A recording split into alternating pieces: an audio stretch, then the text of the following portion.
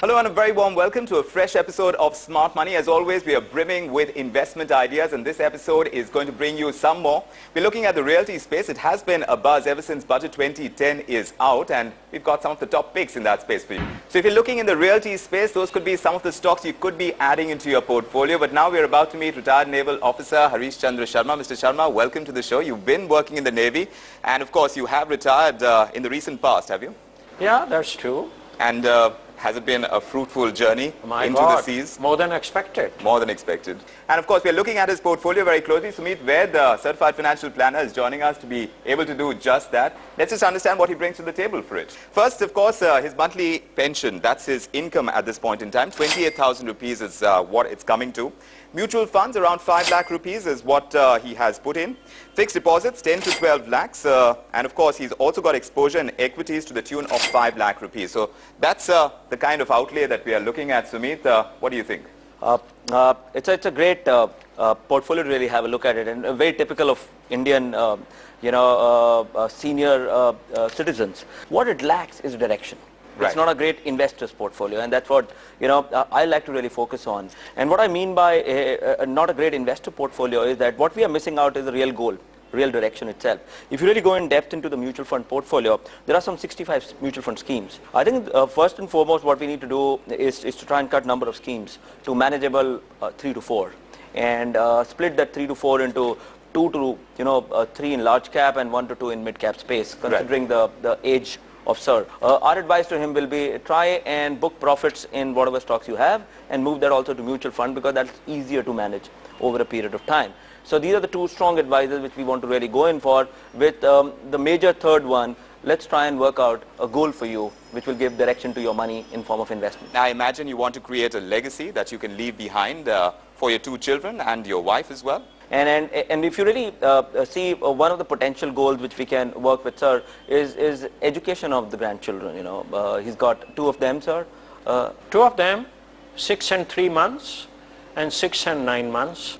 Fantastic. So what we can advise you, sir, is that if you can start out by investing 5 lakhs each in the goals in equity diversified fund over a period of time with 15% return, I think you will be getting into a position that is very reasonable for this goal to be achieved. Would you be at some stage explain which are the funds, the 2 tops? Sure. And the 2 center, maybe 2 bottom ones? That's a fair question. So my advice to you for the large cap fund will be go for DSP BlackRock Top 100. That's a top 100 stocks which they buy, and then it's a very well performing fund, has done very well on the risk adjusted return basis. The second one on the large cap side will be HDFC Top 200, again a great legacy fund, a very strong investment management philosophy, and they really delivered over a period of time.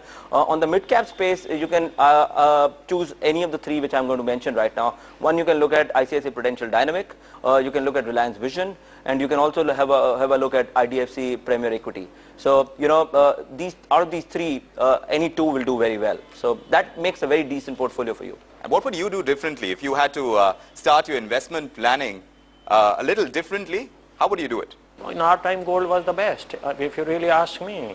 Something which was in year of the Lord when I was a kid was 65 rupees a tola is now the current rate of the gold. Yeah. So nothing better than that. Nothing better than gold. The only one suggestion will be if you would have added equity flavor to this along with the gold, it would have worked in your favor much better from an asset allocation perspective, from diversification of risk perspective. As the saying goes, don't put all your eggs in one basket. And that's precisely what we are trying to say, that gold is awesome, look at equities, and slight money in debt will be really the ideal choice. There are 2 factors which we need to really take in mind when we are talking about gold. One is inflation adjusted price of gold. Okay. The way inflation has risen for the last 20 years, gold price never rose in the same order. So it's catching up now. That's one logic. The second is demand supply mismatch. The supply of gold is still not coming up to the level where the inherent demand is. And that's where the equilibrium lies, and that's where this big question mark lies. What is the level of price on which people will continue to buy gold?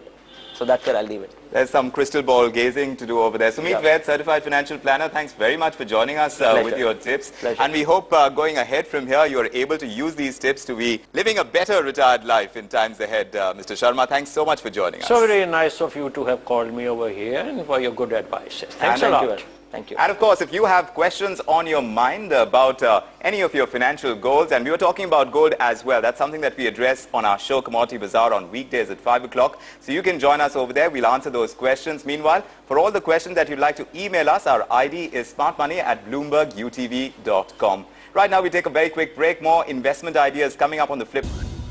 And that's about all we could pack into this episode of Smart Money. Remember to pipe across all your questions to us at smartmoney@bloombergutv.com. And of course, you can SMS us also on 59995. Remember, every Wednesday we throw the lines open on Smart Money on Call. Do join us there and get all your personal finance issues sorted out. But until we see you next time, keep saving and keep investing. Bye-bye.